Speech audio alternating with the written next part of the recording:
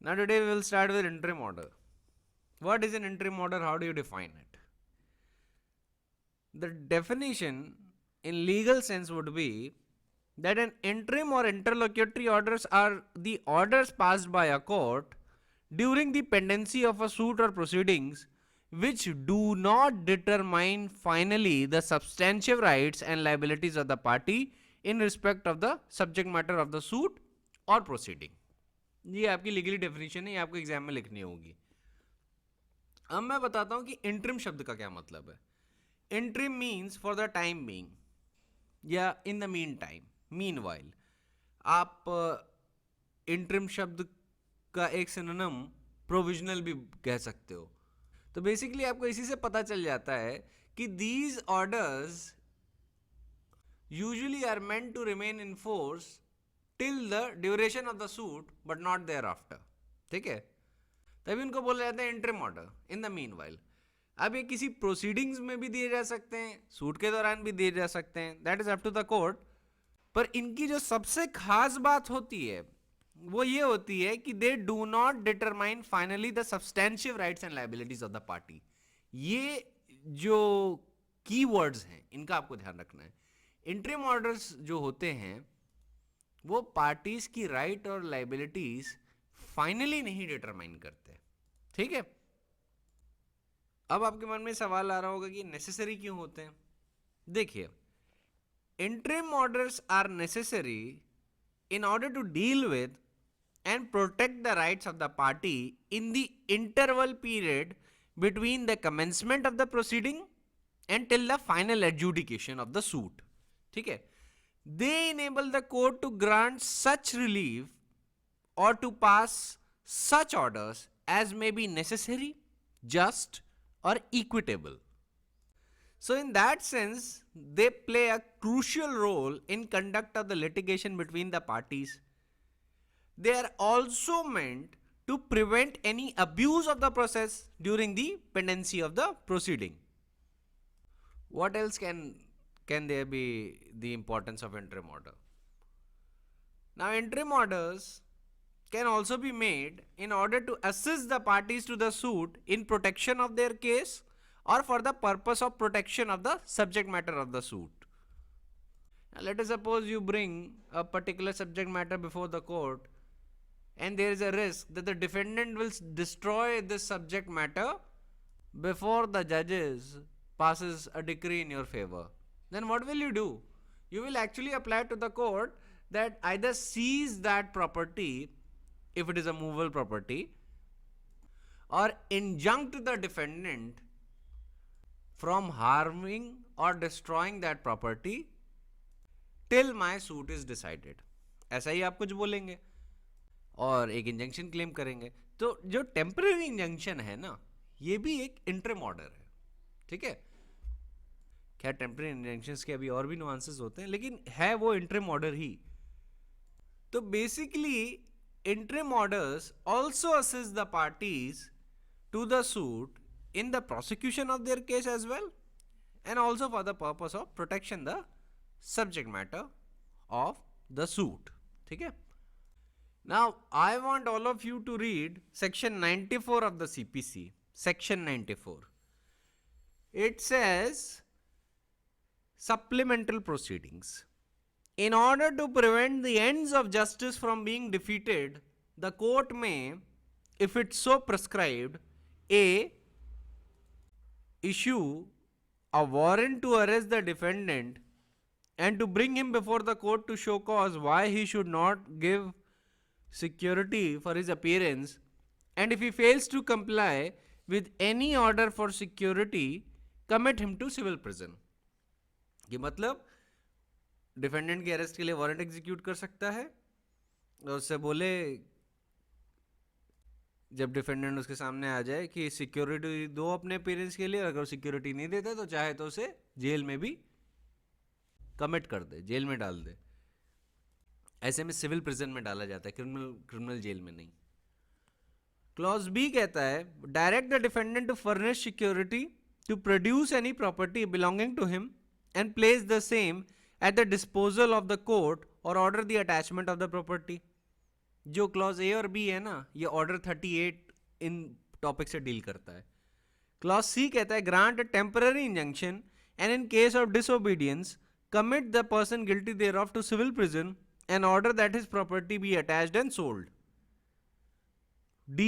Appoint a receiver of any property and enforce the performance of his duties by attaching and selling his property. तो clause C order 39, clause D order 40. Clause E एक general clause है जो कहता है make such other interlocutory orders as may appear to the court to be just and convenient. अब मैं चाहता हूं आप कुछ कंसेप्ट्स पहले जान लीजिए. एक होता है इंसिडेंटल प्रोसीडिंग, और पार्ट 4 सेक्शन 94 में किस चीजों की बात की गई है? Supplemental proceeding. इन दोनों में डिफरेंस क्या है? Always remember there is a distinction which is to be borne in mind keeping in view the fact that the incidental proceedings are in aid to the final proceedings. जो incidental proceeding होती है ना, वो final proceeding की aid में होती हैं. In other words, an order passed in incidental proceeding will have a direct bearing on the result of the suit. Such proceedings which are in aid of the final proceedings cannot be held to be at par with supplementary proceedings which do not or may not have anything to do with the ultimate result of the suit. Supplemental proceeding, on the other hand, is initiated with a view to prevent ends of justice from being defeated. जैसा कि आप section 94 में सीधे ही देखते हैं, section 94 शुरू ही होते बोलता है कि in order to prevent end of justice from being defeated, the court may. ठीक है? तो ऑब्वियसली पार्लियामेंट ने सप्लीमेंटल प्रोसीडिंग्स का एम्बेड दूसरा रखा है और इंसिडेंटल प्रोसीडिंग्स का एम्बेड दूसरा रखा है. तो सप्लीमेंटल प्रोसीडिंग जब भी इनिशिएट होती है, it is initiated with the view to prevent ends of justice from being defeated. The supplemental proceeding may not be taken recourse to as a routine matter, but only when an exigency arises therefore. The order passed in the supplemental proceeding sometimes do cause hardship to the other sides and thus are required to be taken recourse to when a situation arises for invoking the power of the court. But incidental proceedings are taken recourse to in the aid of the ultimate decision of the suit, which would mean that any order passed in terms thereof, subject to the rules prescribed thereof, would have a bearing on the merit of the matter. An order passed in the aid of the suit are ancillary powers. Whenever an order is passed by the court in exercise of its ancillary power or in incidental proceedings, the same may revive on revival of the suit, but so far as supplemental proceedings are concerned, the court will have to pass a fresh order. ये difference आप अभी इसलिए जान लीजिए कि बहुत important है. Incidental proceedings क्योंकि वो जो ultimate matter of the suit है उससे कनेक्टेड होती है ना. इंसिडेंटल का क्या मतलब होता है? In a sense it means something which accompanies something, मतलब किसी के साथ वो चीज अटैच्ड है. तो ultimate result of the suit के साथ इंसिडेंटल ऑर्डर्स अटैच्ड होते हैं. ठीक है? कोर्ट का जो जजमेंट होगा या डिक्री होगी उसके इंसिडेंट में जो भी ऑर्डर्स पास होंगे वो इंसिडेंटल प्रोसीडिंग्स में इंसिडेंटल ऑर्डर्स होते हैं. while supplementary proceedings and supplementary orders are different thing. जो एक खास डिफरेंस है वो ये है कि अगर कोई भी ऑर्डर पास किया गया है एक्सिलरी पावर में या इंसिडेंटल प्रोसीडिंग में, तो वो रिवाइव कर जाएगा on the revival of the suit. मान लीजिए सूट फॉर वन रीजन और द अदर स्ट्रक आउट या डिसमिस कर दिया गया और उससे पहले कोई इंसिडेंटल ऑर्डर दिया गया था. Let us suppose plaintiff after showing sufficient cause applies to the court for the restoration of the suit and the court agrees with the plaintiff. तो उसके बाद जो भी ऑर्डर पहले दिए गए थे which were exercise of the court's auxiliary power or incidental power, then those orders passed under auxiliary power or incidental power would be revived on the restoration of the suit. But the supplemental orders that has been passed in supplemental proceedings वो नहीं revive करते एक बार suit dismiss हो गया या proceeding dismiss हो गई। तो ऐसी सिचुएशन में क्या होगा? ऐसी सिचुएशन में supplemental orders have to be passed afresh. Always remember, the expression auxiliary would mean aiding, auxiliary, subordinate, attendant upon, or something that aids or promotes the proceeding regarding the principle. The expression supplementary proceeding, on the other hand, would mean a separate proceeding in an original action, in which the court where the action is pending is called upon to exercise its jurisdiction in the interest of justice. Always remember, the orders that we'll be dealing with now under the heading interim orders, हम उनको supplemental proceedings के अंदर deal कर रहे हैं, ठीक है? ये incidental proceedings के अंदर नहीं डील कर रहे, क्योंकि एक पॉइंट जो बाद में आएगा अरेस्ट और अटैचमेंट बिफोर जजमेंट से रिलेटेड, कि क्या अगर मान लीजिए अटैचमेंट का ऑर्डर पहले दिया गया था और उसके बाद फॉर वन रीजन और दी अदर प्लेंटिफ का सूट डिसमिस हो गया, मेरिट्स पे नहीं, due to some technical fault, plaintiff ने अप्लाई किया for restoration of the suit, तो क्या अटैचमेंट का ऑर्डर रिवाइव कर जाएगा? The answer would be generally no. Generally ऐसा नहीं होगा, because there is a substantial difference between incidental order and supplementary proceedings, ठीक है? इंसिडेंटल प्रोसीडिंग्स में काफ़ी डिफरेंस होता है और सप्लीमेंट्री प्रोसीडिंग्स में काफ़ी डिफरेंट होता है। तो उन दोनों के परसुएंस में जो भी ऑर्डर्स पास हो रहे हैं, चाहे इंसिडेंटल प्रोसीडिंग में पास हो रहे हैं या सप्लीमेंट्री प्रोसीडिंग्स में पास हो रहे हैं, there would be substantial difference in the effects of the order. Take a case in point. The case is Vareed Jacob versus Sosamma Geevarghese, decided on 21st April 2004 by the Supreme Court. Supreme Court ने incidental और supplementary proceedings में difference करते हुए बताया कि incidental proceedings में जो order pass हो रहे हैं और सप्लीमेंटल प्रोसीडिंग्स में जो ऑर्डर पास हो रहे हैं, उन दोनों का इफेक्ट और नुआंसेस दोनों के डिफरेंट हैं। सुप्रीम कोर्ट ने डिफरेंस एलैबोरेट करते हुए, जो जैसा कि मैंने अभी आपको दोनों प्रोसीडिंग्स के बीच में डिफरेंस बताया, वही सुप्रीम कोर्ट ने भी बताया था उस केस में। And it actually said in the context of order 38 that the consequence of an order of attachment before judgment as also as an order of injunction can be grave. By reason of such an order, a right of a party to the lis का मतलब litigation, may be affected or remained under animated suspension. By reason of an interlocutory order, whether in terms of order 38, 39 or 40, a person's right to transfer a property may remain suspended, as a result whereof he may suffer a grave injury. When the suit is dismissed for default, he may exercise his right. If it is to be held that on restoration of the suit, the order of attachment before judgment or an order of injunction is automatically revived, as a result whereof the status of the parties would be in the same position as on the date of passing of initial interlocutory order, they may be proceeded with for the violation of the order of injunction or an order of attachment before judgment. The right of a subsequent purchaser may also be affected. By reason of taking recourse to a supplemental proceeding, the right of the parties and in some cases the right of even third party cannot be allowed to be taken away.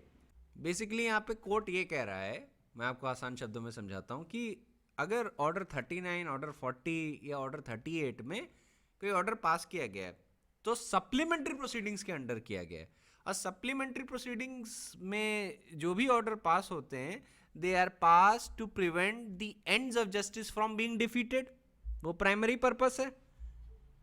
तो मान लीजिए a suit is dismissed for default and the plaintiff applies for restoration of the suit, तो मान लीजिए उससे पहले order of attachment before judgement दिया गया था या ऑर्डर ऑफ इंजंक्शन दिया गया था।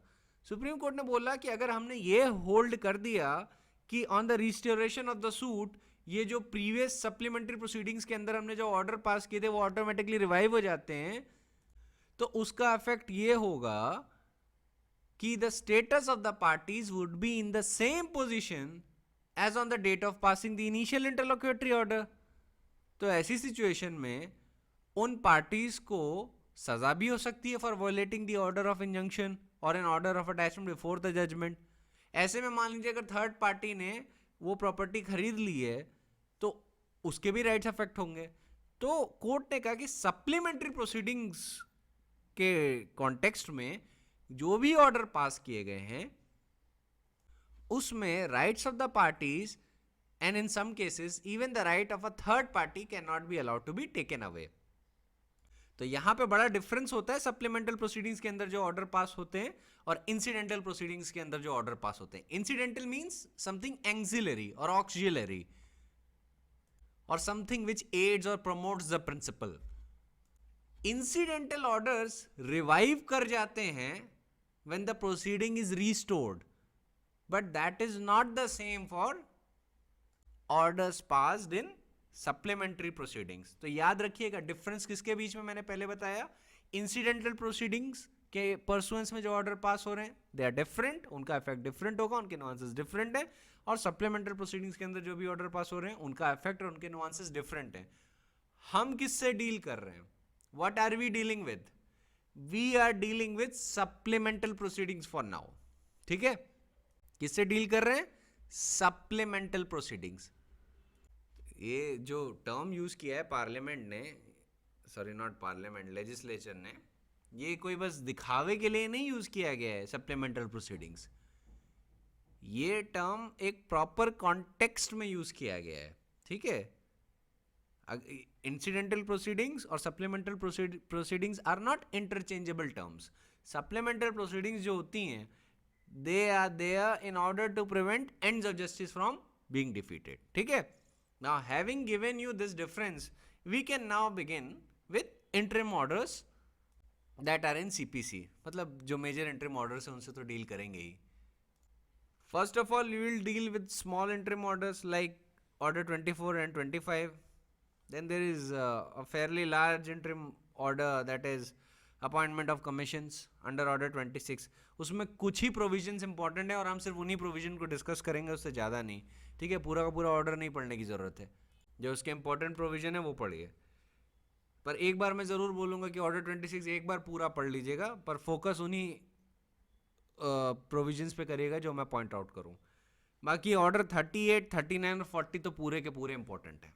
ठीक है, और उसमें नुआंसेस भी बहुत हैं. ऑर्डर 38 और 39 में, खासतौर से ऑर्डर 39 में बहुत ज़्यादा नुआंसेस हैं. So first of all let us start with order 24. Order 24 क्या कहता है? वो कहता है payment into court. The rule 1 provides that the defendant in any suit to recover a डेब्ट और damages may at any stage of the suit की किसी भी स्टेज पे deposit in court the sum of money as he considers in satisfaction of the full claim of the plaintiff.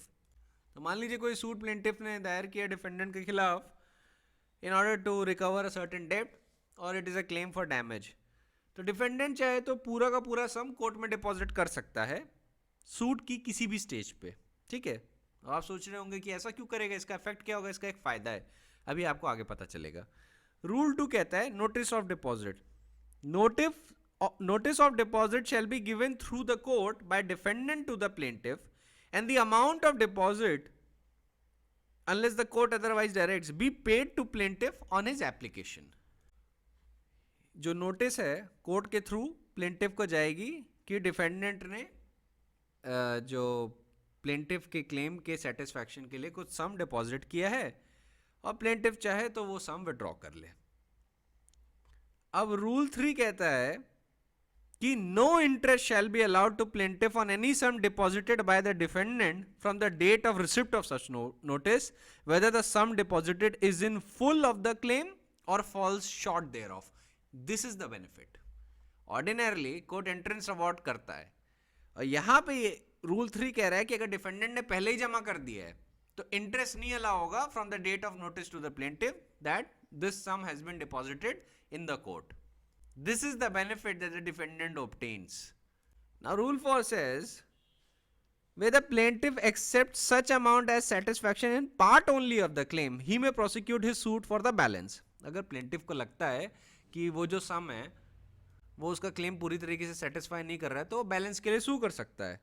And if the court decides that the deposit by the defendant was in full satisfaction of the plaintiff's claim, the plaintiff shall pay cost of the suit incurred after deposit and costs previously incurred thereto, so far as they were caused by excess in plaintiff's claim.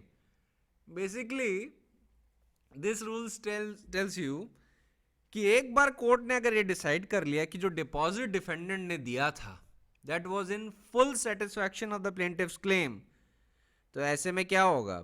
ऐसे में ये होगा कि अब जो suit के prosecution में जितना भी कॉस्ट खर्च हो रहा है डिफेंडेंट का वो प्लेंटिफ भरेगा.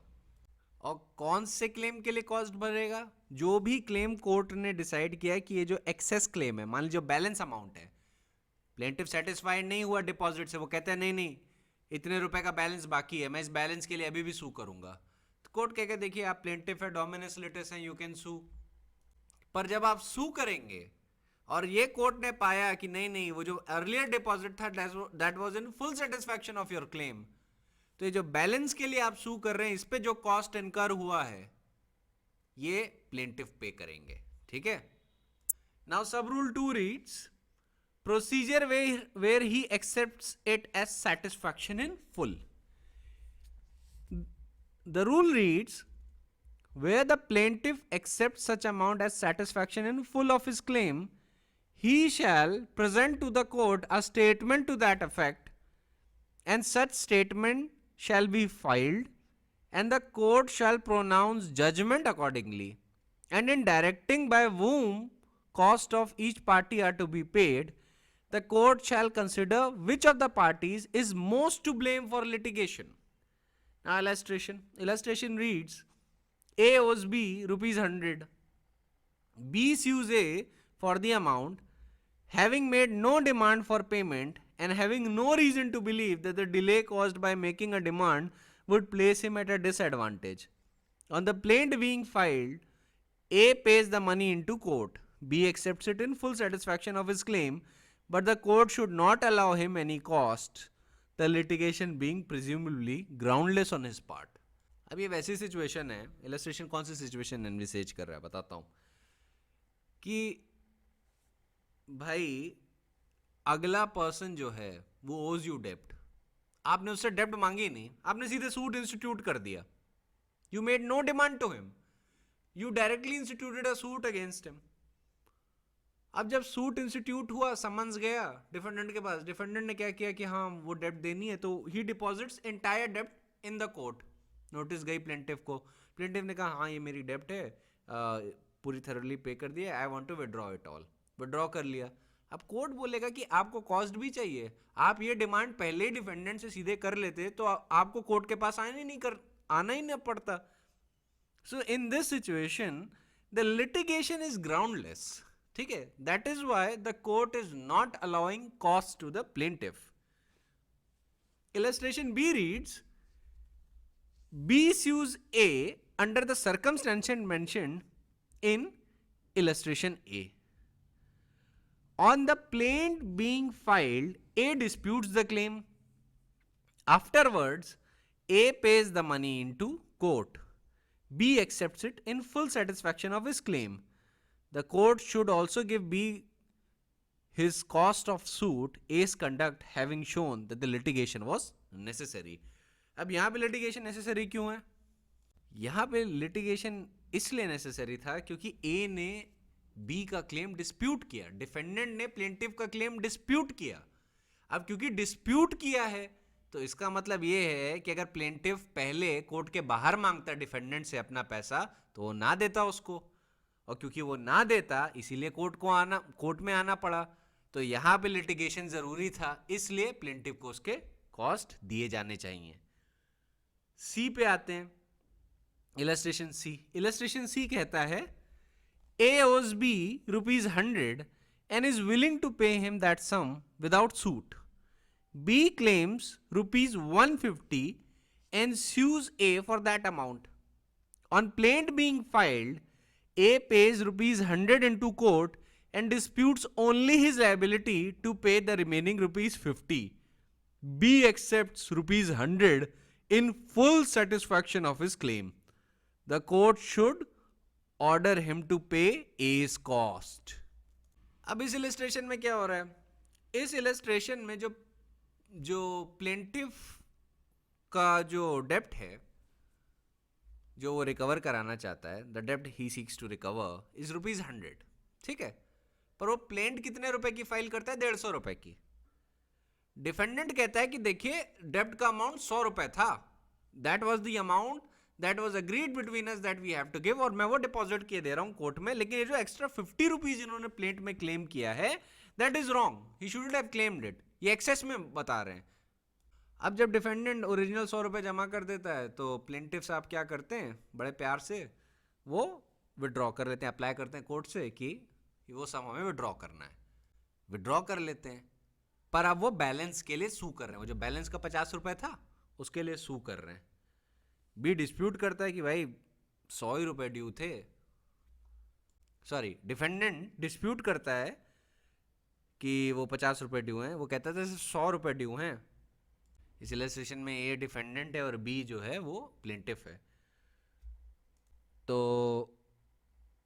डिफेंडेंट जब डिस्प्यूट करता है, वो एंड में सक्सीड कर जाता है. कोर्ट पता करता है, उसे पता चलता है एंड में कि ये जो 100 रुपए थे that was the full claim and it was fully satisfied by the defendant. अब ऐसे में ये जो एक्सेस 50 रुपए के लिए प्लेंटिफ साहब लड़ रहे थे, that was in excess of his claim. तो ऐसे में इस एक्सेस के लिए, इस एक्सेस क्लेम के लिए जिसके लिए प्लेंटिफ साहब सू कर रहे थे डिफेंडेंट को, इसके लिए इनको कॉस्ट पे करने होंगे डिफेंडेंट को, क्योंकि ये फेल कर गए, सूट में फेल कर गए. कोर्ट को पता चला कि नहीं 100 ही रुपए ड्यू था, और जो 50 रुपए एक्स्ट्रा के लिए जो सू कर रहे थे that was in excess of his claim. तो ऐसे में जो एक्सेस के लिए जो सू कर रहे थे, इसकी वजह से डिफेंडेंट को अपनी जेब से एक्स्ट्रा खर्चे करने पड़े होंगे कि नहीं अपने आप को डिफेंड करने के लिए? ऑब्वियसली करने पड़े होंगे. तो जो भी खर्चा हुआ, इंक्लूडिंग एक्स्ट्रा प्लीडर्स फीस और अपीयरेंस फी एटसेट्रा एटसेट्रा, नोटिस में जितनी फी लगती है, जितना भी देना पड़ा, ये सारा पेमेंट कौन करेगा? प्लेंटिफ साहब. Why? Because first he accepted the part of the deposit in satisfaction of his claim. Pehla, not full claim, part of the claim. Then he prosecuted for the balance, and the court found that the deposit by the defendant was in full satisfaction of the plaintiff's claim. Hence, plaintiff is the one who shall pay the cost of the suit incurred after the deposit. तो ये जो third illustration है किसके context में? ये rule 4 के context में. ठीक है, third illustration is in the context of rule 4. Then we come to order 25. It is security for cost. It says at any stage of the suit, मतलब suit की किसी भी स्टेज पे. तो कभी कहीं पे भी आप किसी प्रोविजन में ये स्टेजेस पाए ना, at any stage of the suit या at any stage of the proceeding etcetera, उसको मार्क कर लिया करिए. It says at any stage of the suit, the court may, either on its own motion or on application of the defendant, order the plaintiff, for reasons to be recorded, to give within the time fixed by it security for payment of all costs incurred and likely to be incurred by any defendant, provided that such an order shall be made in all cases in which it appears to the court that a sole plaintiff is, or where there are more plaintiffs than one, that all plaintiffs are residing out of India, and such plaintiff does not possess, or no one of such plaintiff possess any sufficient immovable property within India other than the property in the suit. Subrule 2 reads, whoever leaves India under such circumstances as to afford reasonable probability that he will not be forthcoming whenever he may be called upon to pay cost shall be deemed to be residing out of India within the meaning of the proviso to subrule 1. अब ये तो simply आपको बता रहा है कि defendant apply कर सकता है कोर्ट को, या कोर्ट सुओ मोटो ही ऑर्डर करे प्लेंटिफ को to pay security for the cost of the defendant that he may incur. ठीक है। अच्छा देखिए, डिफेंडेंट को कब कॉस्ट मिलेंगे? जब ही सक्सीड्स, है ना, तभी तो उसे कॉस्ट मिलेंगे। ये जनरल प्रिंसिपल बता रहा हूँ। Generally it is the succeeding party who is awarded his cost. So basically this rule is about taking security for cost from the plaintiff. अब रूल 2 बताता है इसका, ऑर्डर 25 का, कि क्या होगा जब सिक्योरिटी फर्निश नहीं की जाती है by the plaintiff. Now it reads, in the event of such security not being furnished within the time fixed, the court shall make an order dismissing the suit. Suit dismiss हो जाएगा unless the plaintiff or plaintiffs are permitted to withdraw their form. Where a suit is dismissed under this rule, the plaintiff may apply for an order to set the dismissal aside. फिर वही sufficient cause का principle आ जाता है कि उन्हें sufficient cause दिखाना होगा कि they were prevented by any sufficient cause from furnishing the security within the time allowed, and the court shall set aside the dismissal upon the terms as to security, cost or otherwise as it thinks fit, and shall appoint a day for proceeding with the suit. So sufficient cause दिखा देते तो आपका suit restore हो जाएगा. You have to pay the security for cost alongside. Sub rule 3 reads, dismissals shall not be set aside unless notice of such application has been served on the defendant. ठीक है. Basically ये आपको बता रहा है, ये रूल आपको ये बता रहा है कि अगर आप सिक्योरिटी नहीं फर्निश करेंगे आपका सूट डिसमिस हो जाएगा. सूट डिसमिस हो गया तो आप उसे रिस्टोर करवा सकते हैं if you show the sufficient cause to whom court. If you show it the sufficient cause, और सफिशिएंट कॉज के साथ साथ आपको सिक्योरिटी फॉर कॉस्ट आपको देनी पड़ेगी, या जो भी सिक्योरिटी एक्स्ट्रा कॉस्ट कोर्ट आपके ऊपर लगाए. साथ ही साथ डिसमिसल को सेट असाइड करने से पहले कोर्ट एक अपॉर्चुनिटी देगा डिफेंडेंट को कि ऐसी एप्लीकेशन हमारे सामने फाइल की गई है. If you want to oppose this application please do oppose. If you don't want to oppose this application then don't oppose, that is up to you. Notice देने का पर्पस बस इतना है कि डिफेंडेंट को इन्फॉर्म किया जाए कि such kind of application has been filed before us and the suit might be restored to the file. So in that situation be aware regarding these proceedings. ठीक है. यूजुअली डिफेंडेंट अपोज करते हैं, कभी कभी नहीं अपोज करते हैं, but usually they do oppose. Now we come on commissions, order 26. You have to read this order with section 75 of CPC. Now section 75 of CPC is under the heading incidental proceedings. ठीक है. So difference ध्यान रखिएगा. Section 75 reads, subject to such conditions and limitation as may be prescribed, the court may issue a commission to examine any person, to make local investigation, to examine or adjust accounts, to make partition, to hold a scientific, technical or expert investigation, to conduct a sale of property which is subject to speedy and natural decay and which is in custody of the court pending determination of the suit, or to perform any ministerial act. अब एक चीज़ अभी से ध्यान रख लीजिए, एक case बता दूंगा अभी आपको थोड़े आगे चल के, पदम Sen versus state of Uttar प्रदेश. जितने भी सबऑर्डिनेट कोर्ट्स हैं वो कमीशन इन्हीं हेडिंग्स के अंदर लगा सकते हैं. They cannot exercise inherent power to actually appoint commissions beyond these heads. इस heads के बाहर से वो commission नहीं appoint कर सकते. वो CPC के अंदर section 75 read with section कह रहा हूँ, section 75 read with order 26. इन्हीं provision के अंदर रह के वो commission appoint कर सकते हैं, इसके बाहर नहीं जा सकते. However, your High Court and Supreme Court can exercise its inherent power even beyond the scope of CPC. ठीक है, एक डिफरेंस बस याद रखिएगा. ठीक है.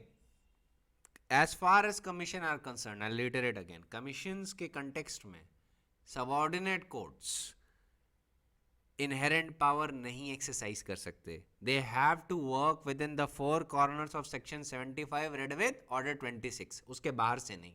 ठीक है. Be very clear upon that. Padam Sen versus state of Uttar Pradesh ने इसको एक्सप्रेसली क्लियर कर दिया था.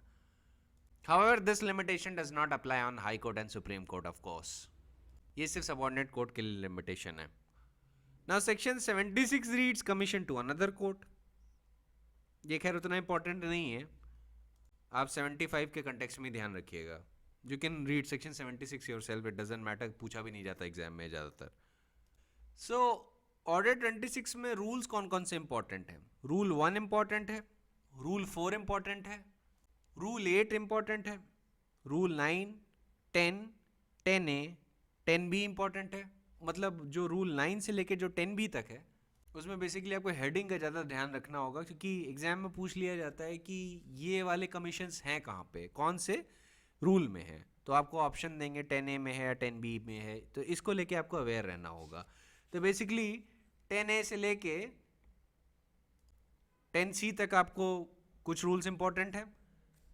फिर आपका रूल 11 से आपका commissions act to examine account शुरू हो जाता है. तो रूल 11 और 12 इंपॉर्टेंट है. उसके बाद कमीशंस टू मेक पार्टीशन है आपका रूल 13 से लेके रूल 14 तक. फिर रूल 18A इंपॉर्टेंट है. फिर रूल 19 इंपॉर्टेंट है. दैट्स इट, इतने ही इंपॉर्टेंट है. तो हम इतने ही प्रोविजन से डील करेंगे. So let us see what rule 1 reads. It says any court में in any suit issue a commission for examination on interrogatories or otherwise of any person resident within the local limits of its jurisdiction who is exempted under this code from attending the court or who is from sickness or infirmity unable to attend it, provided that a commission for examination on interrogatories shall not be issued unless the court for reasons to be recorded thinks it is necessary so to do. Explanation. The court may, for the purpose of this rule, accept a certificate purporting to be signed by a registered medical practitioner as evidence of the sickness or infirmity of any person without calling the medical practitioner as a witness. तो basically ये कह रहा है कि court जो है अपने jurisdiction के अंदर किसी भी पर्सन के एग्जामिनेशन के कंटेक्स्ट को लेके कमीशन इशू कर सकता है, और कमिश्नर जाएगा और इंटेरोगेटरीज के जितने भी सवाल होंगे उसको लेके उसको एग्जामिन कर सकता है. अब किन को एग्जामिन करेगा, किन के कंटेक्स्ट में कमीशन इशू किया जाएगा? उनके कंटेक्स्ट में वो are exempt from appearing in person, या वो इज फ्रॉम सिकनेस और infirmity unable to attend to the court. अब मान लीजिए कि कोई बेड रिडन पेशेंट है, उसका एग्जामिनेशन करवाना है, वो आ नहीं सकता कोर्ट, तो कोर्ट कमिश्नर भेज सकता है फॉर हिज एग्जामिनेशन, अगर कोर्ट को ठीक लगे.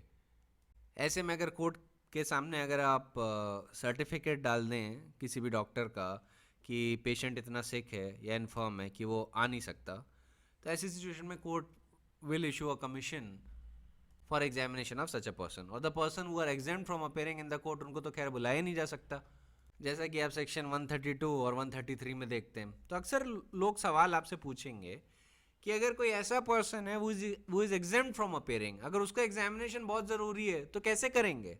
तो उसका आंसर हमेशा होगा थ्रू कमीशंस. ठीक है.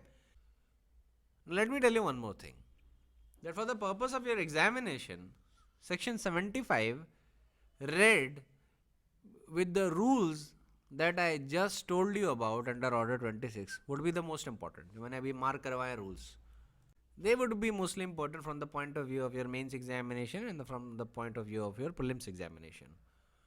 But it would be proper for me to tell you that in all fitness of things, properly speaking, whenever you're talking about commissions, you can simply say that commissions are dealt with under section 75 to section 78 read with entirety of order 26. आप ऐसे ही शुरू करिएगा, उसके बाद elaborate करिएगा कि section 75 क्या कह रहा है इन डिटेल, उसको डिटेल में एलैबोरेट करिएगा, और बाकी सारी चीज़ों को आप क्या कहते हैं इन ब्रीफ बता सकते हैं. ठीक है. या स्किप भी कर जाए तो कोई दिक्कत नहीं है, लेकिन सेक्शन 75 बड़ा इंपॉर्टेंट होगा क्योंकि उसी पे एग्जामिनर का फोकस रहेगा. So let us have a look what rule 4 reads. अब rule 4 मैंने next mark करवाया था, वो important है. Rule 4 says any court may in any suit issue a commission for the examination or interrogatories or otherwise of any person resident beyond the local limits of its jurisdiction, जो उसके local limit से बाहर है. दूसरा, who is about to leave such local limits before the date on which he is required to be examined in the court, या वो local limits से बाहर जाने वाला है. लेट अस सपोज कोई ऐसा पर्सन है वो is about to travel outside India और is about to travel to some other state जो कोर्ट की जुरिस्डिक्शन से बाहर है, या कोर्ट के लोकल टेरिटोरियल जुरिस्डिक्शन से बाहर वही वो मूव करना चाह रहा है, और उसका एविडेंस बड़ा इंपॉर्टेंट है या उसका एग्जामिनेशन बहुत इंपॉर्टेंट है, तो ऐसे में कोर्ट क्या करे कि एक कमीशन अपॉइंट कर दे कि जाइए आप उसका एग्जामिनेशन कराइए, क्योंकि हमारी हियरिंग में टाइम लग सकता है। ठीक है, तो ऐसी सिचुएशन के लिए आपको क्लॉज बी है। क्लॉज सी कहता है any person in service of the government who cannot in the opinion of the court attend without detriment to public service. अब मान लीजिए कोई गवर्नमेंट सर्विस में है और उसकी सर्विस बड़ी इंपॉर्टेंट है, let us suppose IPS officer है, ठीक है, एसपी ऑफ द डिस्ट्रिक्ट है। अब राइट्स चल रहे हैं और उसका appearance in the court important है या कोई एविडेंस इंपॉर्टेंट है, तो अभी उसको पता नहीं किस स्पॉट पे कहाँ कहाँ जाना पड़ सकता है, यू नेवर नो। ऐसी सिचुएशन में it is better that if his examination is important you get the examination done through a commission। क्योंकि अगर वो पब्लिक सर्वेंट कोर्ट आएगा तो अपने ड्यूटी आवर्स के दौरान अगर आया तो they would be detriment to the public, है ना, पब्लिक सफर करेगी। कि मान लीजिए उसी वक्त कई लोग अप्रोच करते हैं एसपी ऑफिस में कि हमें एसपी साहब को कोई कंप्लेंट देनी है और एसपी साहब वहाँ पे कोर्ट में कटघरे में खड़े हुए हैं, तो ऐसे में सफरर कौन होगा, पब्लिक होगी, है ना। तो एक सिचुएशन दी गई है कि अगर कोर्ट को लगे कि ऐसा कोई पब्लिक सर्वेंट है, मैंने सिर्फ आईपीएस ऑफिसर का एग्जांपल दिया, लेकिन ये एग्जांपल सिर्फ उसी तक कन्फाइंड नहीं रहता, ये किसी भी ऐसे ऑफिसर पे आप अप्लाई कर सकते हैं जो भी in the opinion of the court अगर वो कोर्ट अटेंड करता है then there would be detriment to public service, है ना। तो ऐसी सिचुएशन में कोर्ट चाहे तो कमीशन अपॉइंट करे और कमिश्नर को बोले कि जाइए आप उनको एग्जामिन करिए, एग्जामिनेशन पे एक रिपोर्ट बनाइए, रिपोर्ट आके मेरे पास सबमिट करिए, rather than calling that person directly inside the court. क्योंकि भाई समन पे नहीं आए तो सजा है ना, तो ऐसे तो दो धारी तलवार हो जाएगी कि अगर आए तो पब्लिक सफर करेगी और अगर नहीं आए तो आप सफर करेंगे। ये तो समन्स पे हो सकता है ना, अगर समन्स अगर गया, you know, if you don't appear और disobey a summon then you can be prosecuted under section 174 of the IPC. तो ऐसे में ये सिचुएशन हो जाती है, अगर आप नहीं आए तो आप सफ़र करेंगे और अगर आप आए तो पब्लिक सफ़र करेगी। तो basically it is a balancing act कि ऐसी सिचुएशन में आप पब्लिक सर्वेंट को अगर एग्जामिन करना ही चाहते हैं तो get his examination done through a commissioner, ठीक है। अब प्रोवाइजर कहता है provided that where under rule 19 of order 16 a person can not be ordered to attend a court in person, a commission shall be issued for his examination if his evidence is considered necessary in the interest of justice। Order 16 जो है आपका CPC का, it deals with summoning and attendance of witness, और जो Rule 19 है Order 16 का, it actually deals with that situation that which of the persons can be ordered to attend in person to give evidence inside the court। तो उसमें local limits का की बात है कि अगर वो कोर्ट के लोकल टेरिटोरियल लिमिट्स में है तो उसको बुला सकता है, या अगर टेरिटोरियल लिमिट्स के बाहर है तो अगर कोई रेलवे या स्टीमर कम्युनिकेशन है एसेट्रा और कोर्ट हाउस और उसके घर का डिस्टेंस 500 किलोमीटर के अंदर है तो आप उसे समन करवा सकते हैं।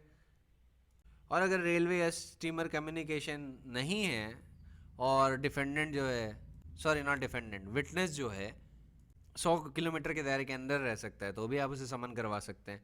तो बेसिकली वो कुछ रूल्स हैं रूल 19 में ऑफ ऑर्डर 16।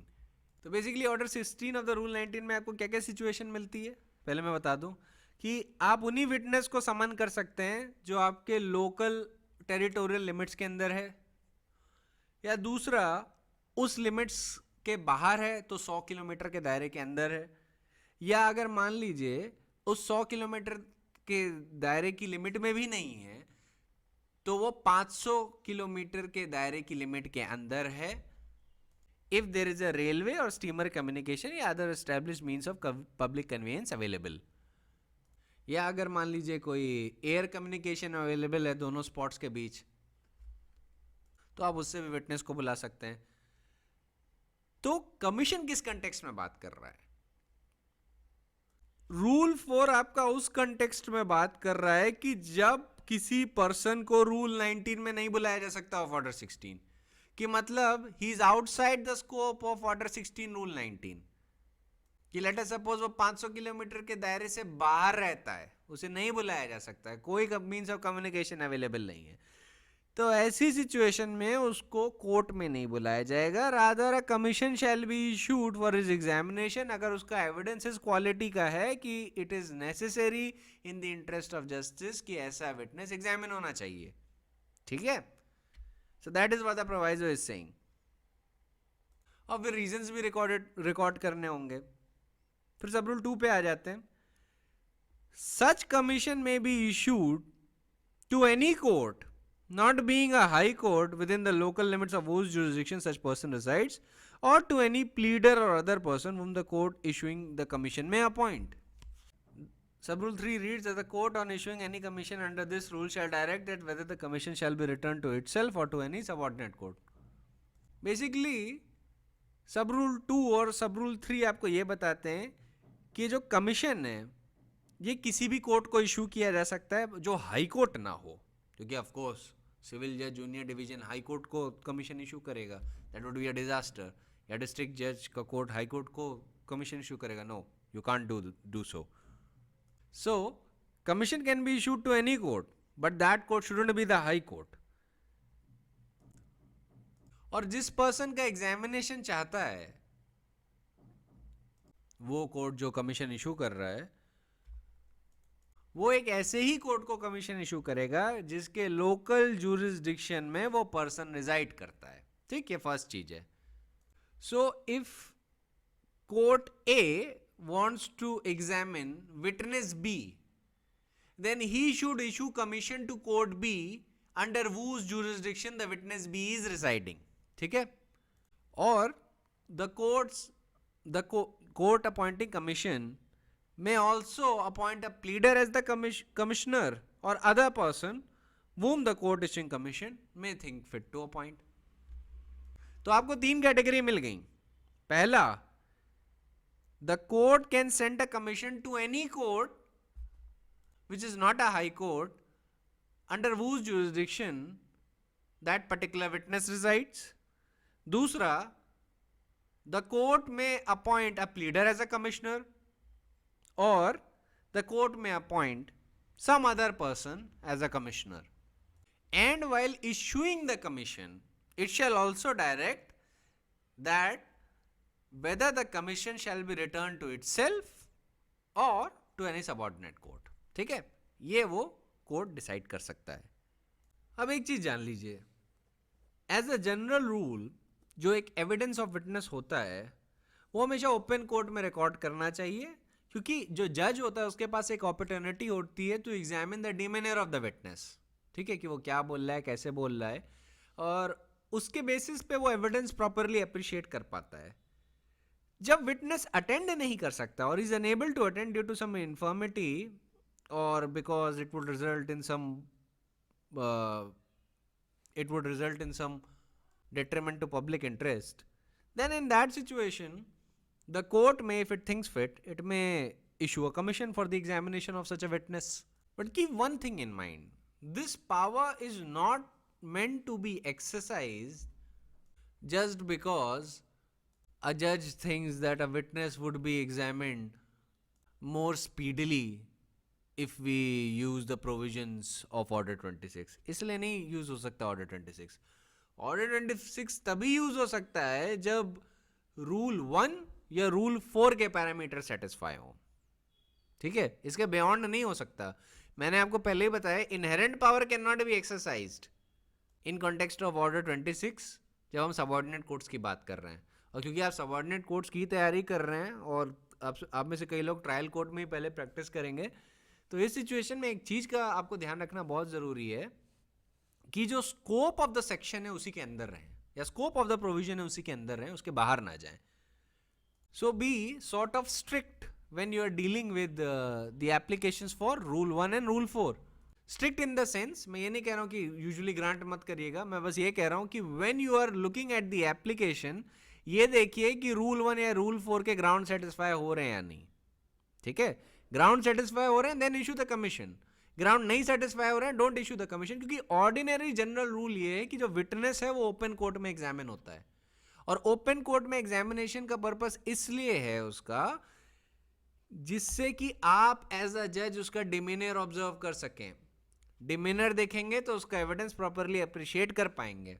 ये ट्रायल कोर्ट के पास सबसे बड़ी एडवांटेज होती है, जिसको हाई कोर्ट्स और सुपीरियर कोर्ट्स बार बार बोलते हैं कि the biggest advantage a trial जज has over the courts of appellate or revisional courts is that a trial judge has an advantage of observing the demeanor of a witness. Also keep one more thing in mind, that power to appoint commissions should not be exercised on the ground that the witness is a man of rank or has a social status and it will be derogatory for him to appear in person inside the courtroom. इस ground पे भी आप power to appoint commissions नहीं exercise कर सकते, ठीक है, कि ये आप सोचें कि ऐसे पर्सन के लिए डेरोगेटरी होगा कोर्ट में अपेयर करना, तो hence it is better we appoint a commission. No, you summon him. Commission के जो ग्राउंड्स हैं वो रूल 1 रूल 4 से आप देखिए, इसके बियॉन्ड नहीं, ठीक है. जैसा कि लेजिस्लेचर ने बताया वैसा चलना है. In fact the reason I am telling you all this because this has happened. There has been times when the trial court has appointed a commission because it thinks that it would be derogatory for that person to appear because that person is entitled to certain rank. ये सारे considerations court को नहीं रखने चाहिए. Only if the person is exempt from appearance, जो कि list दी गई हुई है, या सेक्शन ने खुद ही बताया, लेजिस्लेचर ने खुद ही बताया कि वो person are exempt from appearance, या the person is sick or infirm, या he is a public servant who, in the opinion of the court, cannot attend without a detriment to the public service. Yeah, is any person who is resident beyond the local limits of the jurisdiction of the court. Yeah, the witness is about to leave the jurisdiction of the court, जैसा कि आपने अभी तक पढ़ा. अब after the Amendment Act of 1999 and why in force from 1st of July 2002, Rule 4A has been incorporated, जो कहता है कि if the court thinks fit in the interest of justice, so he can get that person examined through a commission and his evidence or recorded shall be read in writing. Rule 5 आपको बताता है कि if any person is residing in a foreign territory, तो उसका examination करना है तो आप लेटर ऑफ रिक्वेस्ट भेज सकते हैं, या उसके एग्जामिनेशन के पर्पस के लिए एक कमीशन अपॉइंट कर सकते हैं. तो ये ऑप्शन आपको अवेलेबल है. तो आपको कौन कौन से रूल मिल गए? रूल 1, रूल 4, रूल 4A और रूल 5. इसको एक एक लाइन में आप शॉर्ट कर सकते हैं. रूल 4A का बस ध्यान रखिएगा कि रूल 4A जो है वो एक ओवरराइडिंग प्रोविजन है, क्योंकि वो नॉट विथस्टैंडिंग शब्द से शुरू होता है. उसमें इंटरेस्ट ऑफ जस्टिस इंपॉर्टेंट है और ये काफ़ी वाइड टर्म्स में लेजिस्लेचर ने लिखा है. वो इसलिए लिखा है क्योंकि सिविल लिटिगेशंस के डिलेज को देखते हुए लेजिस्लेचर को लगा कि उन्हें ये सेक्शन, ये प्रोविजन इनकॉर्पोरेट करना चाहिए. So that is why they introduce this rule कि कोर्ट चाहे तो not withstanding anything contained in order 26 और contained in the rules of order 26, court can, in the interest of justice, for the expeditious disposal of the suit or for any other reason, issue a commission for examination either on interrogatories or otherwise as it thinks fit. ठीक है, provided कि वैसा person should be resident with in the local limits of his jurisdiction. ये किससे relate करता है? A person वो is resident with in his local jurisdiction. मतलब वो जो पर्सन है वो उसके लोकल जुरिसडिक्शन के ही अंदर है, उसके बाहर नहीं है. क्योंकि अगर उसके बाहर होगा तो रूल 4 अप्लाई करेगा ना, उन प्रोविजन से तो रूल 4 डील कर रहा है, not rule 4A. Rule 4A उन पर्सन्स के लिए वो आर within the local jurisdiction of the court. पर ये आप जानते हैं जनरल रूल क्या होता है. जनरल रूल तो उन्हें कोर्ट में बुला के एग्जामिन करना चाहिए, लेकिन 4A ने, रूल 4A ने कोर्ट को एक ऑप्शन दे दिया है कि वो चाहें तो in the interest of justice और for the expeditious disposal of the suit और for any other reason can get him examine through a commission if the court so thinks it to be fit. ठीक है, इनको आप एक एक line में summarise कर सकते हैं. अब नेक्स्ट इंपॉर्टेंट रूल से डील करते हैं, वो है रूल 8. रूल 8 क्या कहता है? रूल 8 कहता है evidence taken under a commission shall not be read as evidence in the suit without the consent of the party against whom the same is offered. ठीक है, ये बड़ा इंपॉर्टेंट है. एविडेंस जो भी कमीशन पे लिया गया है, it shall not be read as evidence without the consent of the party against whom the same is offered. बस ध्यान रखिएगा कि रूल 4A रूल 8 का एक्सेप्शन है. रूल 8 नहीं अप्लाई करेगा रूल 4A के मैटर में, क्योंकि लेजिस्लेचर ने वहीं पे लिख दिया एंड द एविडेंस और recorded shall be read in evidence. तो rule 4A self contained provision है, तो रूल 8 बाकी सिचुएशंस पे अप्लाई करेगा। पर फिर उसके बाद रूल 8 में 2 एक्सेप्शंस दिए गए हैं, ठीक है। पहला एक्सेप्शन क्या है कि a person who gave the evidence is beyond the jurisdiction of the court और डेड और फ्रॉम सिकनेस और infirmity unable to attend or to be personally examined or exempt from personal appearance in the court, or is a person in service of government who cannot in the opinion of the court attend without detriment to public service, तो ऐसे situation में his evidence can be read।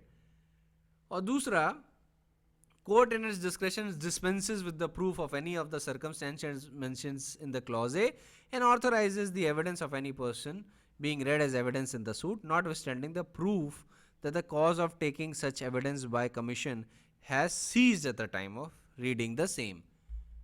तो मतलब basically court चाहे तो ये जो rigour है रूल 8 का उसको रिलैक्स कर सकता है और डिस्पेंस विद कर सकता है proof of any of the circumstances जो क्लॉज ए से रिलेट करते हैं, and authorize the evidence of any person being read as evidence in the suit. That option is available with the court. अगर उसको लगता है कि they should dispense with the proof, और जनरली कोर्ट डिस्पेंस कर भी देता है, क्योंकि the whole point of issuing the commission is to have evidence on record and help the court in expeditious disposal of the suit. तो usually court क्या करता है, ये रिलैक्स कर देता है, it dispenses with the proof of any other of the grounds in clause A. पर इससे सवाल कभी कभी ये आ सकता है एकेडमिक्स में कि प्रॉपरली अगर किसी पार्टी ने ऑब्जेक्ट किया that evidence taken in the commission should not be read as evidence in the suit, तो उस ऑब्जेक्शन को कैसे डील किया जाएगा। So you have to keep rule 8 in mind, इसीलिए ये रूल पढ़ना जरूरी था, वरना बाकी इसकी कोई ज़्यादा इंपॉर्टेंस नहीं, सिर्फ बेयर एक्ट प्रोविजन के लेवल पे इंपॉर्टेंट है, इससे ज़्यादा नहीं। अब जरा रूल 9 पे आ जाते हैं, commissions to make local investigation। ये कहता है in a suit in which the court deems a local investigation to be required or proper for the purpose of elucidating any matter in dispute or ascertaining the market value of any property or the amount of any mean profit or damages or annual net profits, the court may issue a commission to such person as it thinks fit, directing him to make such investigation and to report thereon to the court, provided that where state government has made rules as to persons to whom such commission shall be issued, the court shall be bound by such rules। तो basically इसका ambit decided है कि local investigation किन किन चीज़ों से relate करेगी। Market value किसी प्रॉपर्टी की जाननी है, या मैटर इन डिस्प्यूट को प्रॉपरली अप्रिशिएट करना है, या मीन प्रॉफिट्स कैलकुलेट करने हैं, एनुअल रेंट प्रॉफिट्स कैलकुलेट करना, एसेट्रा एसेट्रा। देखिए, object of making local investigation is not to collect the evidence which can be taken by the court, but the object is to obtain that evidence which from its peculiar nature can only be had on the spot, कि वो spot पे जाके ही लिया जा सकता है, वो court में नहीं लाया जा सकता। तो बेसिकली ध्यान रखिएगा, the object of local investigation is to obtain that peculiar evidence which can only be had on the spot. Such evidence enables the court to properly and correctly understand and assess the evidence on record and clarify any point which is left doubtful। ठीक है, इसका scope बस इतना सा है। Furthermore, it also helps the court in properly deciding the questions in controversy pending before it। ठीक है, तो इतना सा ध्यान रखिएगा, बाकी आपको बेयर एक्ट का प्रोविजन पढ़ना है, नथिंग मोर। प्रॉपरली क्वेश्चंस ऐसे एक्सपेक्ट करिएगा कि आपसे प्रीलिम्स में पूछा जा सकता है और मेंस में पूछा जा सकता है कि भाई commissions to make local investigation किधर है, तो बस बेयर एक्ट के लेवल पे आपको आंसर करना है, थोड़ा स्कोप बता दीजिएगा और you will obtain most of the marks that can be allotted in that section. ठीक है, क्योंकि बड़ा नुआंस नहीं है, बड़ा सिंपल है। जैसे ही आपने ऑब्जेक्ट समझा, सेक्शन समझा, सॉरी प्रोविजन समझा और उसका स्कोप समझा, that is all that you need to know. Basically इसके बियॉन्ड आपको कुछ ज़्यादा ध्यान रखने की ज़रूरत नहीं है, आपको बस ये ध्यान रखना है कि कौन से प्रोविज़न में क्या है, कि लोकल इन्वेस्टिगेशन ऐसे पूछा गया कि कहाँ पर है, तो आप ये ध्यान रखिएगा कि रूल 9 और 10 में है। फिर आपसे पूछा गया कि ये बताइए कि commission to hold scientific investigation कहाँ है, तो रूल 10A में है। परफॉर्मेंस ऑफ मिनिस्ट्रियल एक्ट कहाँ है, तो रूल 10B में है। अब आपको बस इतना बताना है कि मिनिस्ट्रियल एक्ट का मतलब क्या होता है, देखिए, मिनिस्ट्रियल एक्ट का मतलब कोर्ट का ऑफिस वर्क नहीं होता। मिनिस्ट्रियल एक्ट का मतलब होता है अकाउंटिंग या कैलकुलेशन वर्क या कोई ऐसा वर्क जो कोर्ट खुद अगर करेगा तो उसका जुडिशियल टाइम वेस्ट होगा। तो ऐसे पर्पस के लिए वो कमीशन अपॉइंट कर सकता है। ठीक है, इस मिनिस्ट्रियल एक्ट का कोई एग्जाम्पल देना है तो आप अकाउंटिंग वर्क या कैलकुलेशन वर्क या any other work of like nature आप लिख सकते हैं। अकाउंटिंग या कैलकुलेशन सबसे इजी एग्जाम्पल्स होगा इसका। Commission to sell movable property कहाँ है, रूल 10C बता दीजिएगा। फिर commission to examine account rule 11 और 12, इतना ही ध्यान रखना है बस आपको।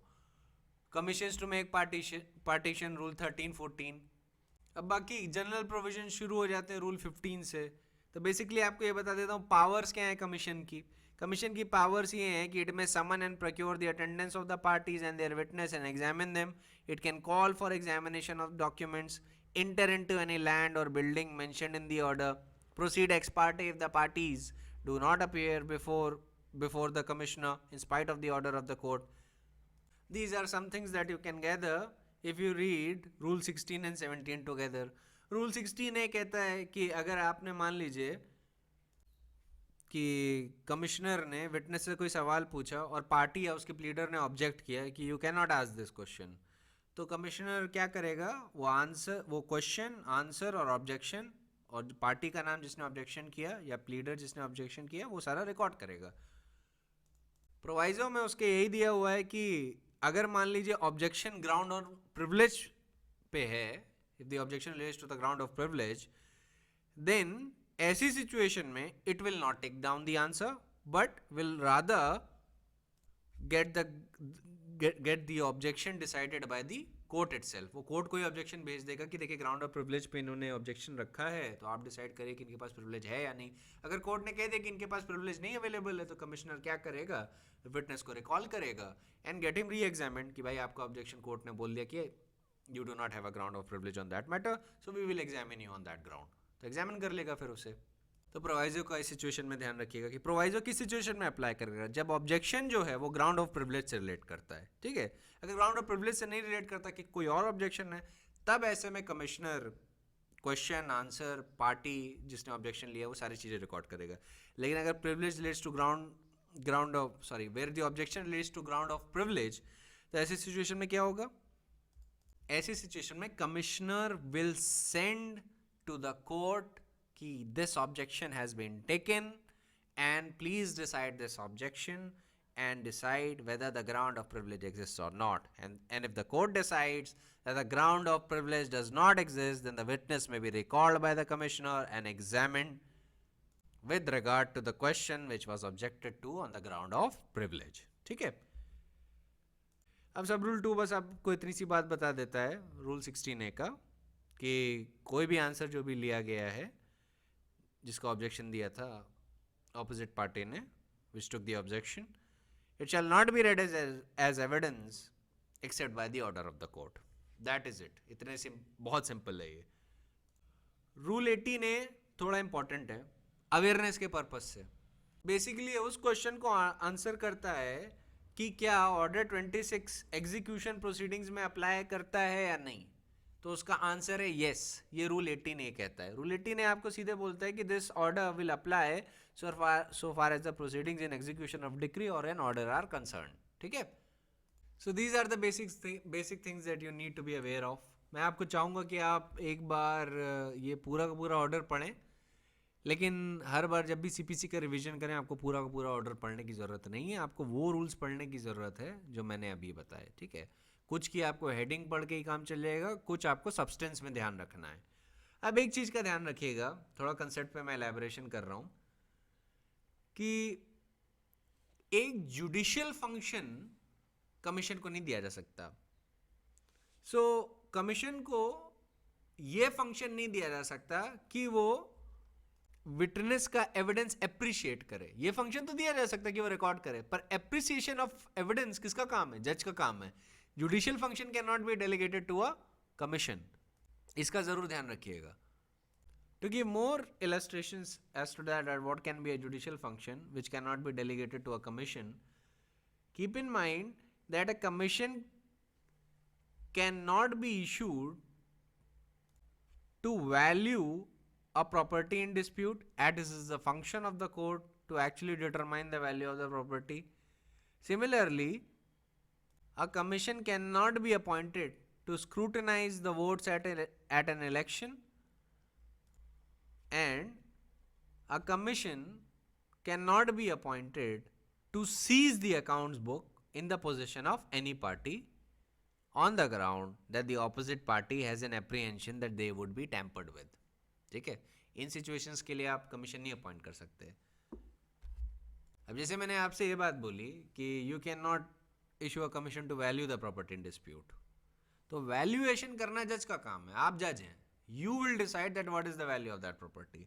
हाँ, आप कमीशन इस बात के लिए इशू कर सकते हैं कि उसका डेटा कलेक्ट करके लाओ जो डेटा आपकी मदद करे in order to determine the valuation. It is not the commissioner who decides the value, you will decide the value. हाँ, आप कमीशन को ये जरूर डेलीगेट कर सकते हो कि उस प्रॉपर्टी से रिलेटेड जितना डेटा है वो आप कलेक्ट करके लाइए, या कोई लोकल इन्वेस्टिगेशन करके लाइए which will help me in assessing the value of the property in dispute. ये सारा आप डेलीगेट कर सकते हैं. सिमिलरली मैंने अभी जैसे आपसे बोला कि commission can not be appointed to scrutinize the votes at election. That can not be done क्योंकि स्क्रूटनी आपको करनी है. Scrutiny is a judicial function. But a commission can be appointed where the commissioner is entrusted the work of separating disputed votes with undisputed votes. ठीक है, disputed votes को undisputed votes से अलग करना है. ठीक है, you have appointed a commission to separate disputed votes from undisputed votes. That can be done. Similarly, अगर merely count करना है कि कितने votes हैं तो उसके लिए भी आप कमीशन अपॉइंट कर सकते हो क्योंकि ये मिनिस्ट्रियल वर्क है, यहाँ पे स्क्रूटनी नहीं हो रही है. अगर स्क्रूटनी होगी वो जुडिशियल फंक्शन है, that can be done by a जज. But merely entrusting a commission the work of separating disputed votes from undisputed votes or vice versa, or merely for counting of votes, then that would be a ministerial work. ठीक है. अब एक चीज जान लीजिए, जब भी आप कमीशन इशू करेंगे एज अ जज, तो कमीशन इशू होने के बाद जो कमिश्नर होता है वो एक रिपोर्ट प्रिपेयर करता है और फिर वो रिपोर्ट कोर्ट को सबमिट करता है. अब क्या वेट अटैच होगा उस रिपोर्ट को, what will be the value of that report, that shall be determined by the court. ठीक है. अब जैसे रिपोर्ट ऑफ द कमिश्नर एक प्राइमा फेसी एविडेंस तो होगी fact of the facts and data collected by the commissioner, and it would be an important piece of evidence, लेकिन it will still be for the court to consider the weight to be attached to the data collected by the commissioner and to what extent the court should act on the report, that will also be determined by the court itself. ठीक है. तो commissioner की report को conclusive मत मान के बैठ जाइएगा कि कमिश्नर रिपोर्ट बना दी अब डेटा कंक्लूसिव है अब कुछ नहीं हो सकता. नो, वो प्राइमा फेसी एविडेंस है कि जो डेटा और फैक्ट्स जो कलेक्ट किए हैं कमिश्नर ने, they are correct, and the report of the commissioner is actually an important piece of evidence. However, it is not a conclusive evidence, and court can still consider that what weight is to be attached to that report, or to what extent the court should rely upon that report. ठीक है. ये court का realm है, court का judicial function है, वो पूरा determine कर सकता है कि मुझे कितना रिलाय करना है या कि इस रिपोर्ट का क्या वेट है. ठीक है. अब एक चीज़ याद रखिएगा, जितनी भी लिमिटेशंस हैं ऑर्डर 26 में या सेक्शन 75 से लेके सेक्शन 78 तक, ये हाई कोर्ट और सुप्रीम कोर्ट पे नहीं अप्लाई करती. They can issue commissions in exercise of their plenary powers और in exercise of their powers under the constitution of India itself. Padam Sen versus state of Uttar Pradesh में डिस्टिंक्शन मार्क किया गया था कि जो सबऑर्डिनेट कोर्ट्स हैं उनके पास inherent power to appoint commissions नहीं है, वो सिर्फ सीपीसी के प्रोविजन के हिसाब से ही कमीशन इशू कर सकते हैं. क्यों ऐसा क्यों है? क्योंकि सुप्रीम कोर्ट ने Padam Sen versus state of UP में ये हेल्ड कर दिया था कि जो अपॉइंटमेंट ऑफ कमीशंस के जो प्रोविजंस हैं वो एग्जॉस्टिव हैं. एग्जॉस्टिव का मतलब कंप्लीट है, इलस्ट्रेटिव नहीं है, एग्जॉस्टिव है.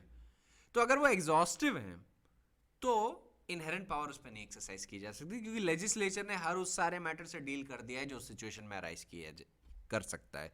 So that is a limitation on the subordinate court कि सबऑर्डिनेट कोर्ट को सीपीसी के कन्फाइंस में ही रहना होगा as far as commissions are concerned. Inherent power तो है कोर्ट के पास, पर कमीशंस को अपॉइंट करने के लिए नहीं, not for the purpose of appointing commissions. Appointing commissions appoint करने you have to comply with order 26 and the sections in CPC, जो सेक्शन 75 से लेकर 78 तक है, उन्हीं के अंदर रहना है, उनके बाहर नहीं जा सकते आप as a subordinate court. So these are your rules relating to commission. आपका कमीशन हो गया. आपके इंटरिम ऑर्डर्स में ऑर्डर 24, 25 और 26 भी हो गया. Tomorrow we'll be dealing with order 38 and its nuances जो भी होंगी. So that is it for today. I'd be seeing you tomorrow.